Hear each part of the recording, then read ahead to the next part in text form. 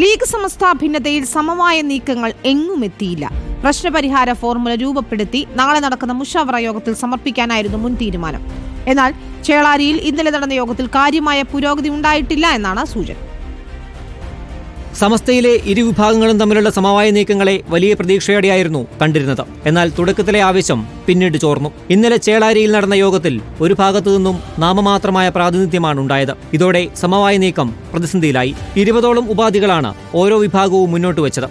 സമസ്ത വാർഷികാഘോഷത്തിലും സുപ്രഭാതം ക്യാമ്പയിനിൽ പോലും ധാരണയിലെത്തിയില്ല. അടുത്ത യോഗത്തിന്റെ തീയതി പോലും നിശ്ചയിക്കാതെയാണ് ഇരുവിഭാഗവും ഇന്നലെ പിരിഞ്ഞത്. ഇതോടെ മുഷാവറ യോഗത്തിൽ പുരോഗതി വ്യക്തമാക്കുന്ന റിപ്പോർട്ട് പോലും നൽകാൻ കഴിഞ്ഞേക്കില്ല. CAC വാഫിയ വിഷയങ്ങളിൽ പ്രശ്നപരിഹാരത്തിന് മുൻകൈയെടുത്ത സാദിഖ് അലി തങ്ങളുടെ ശ്രമങ്ങളെ പോലും നിലവിലെ സാഹചര്യം പ്രതിസന്ധിയിലാക്കും.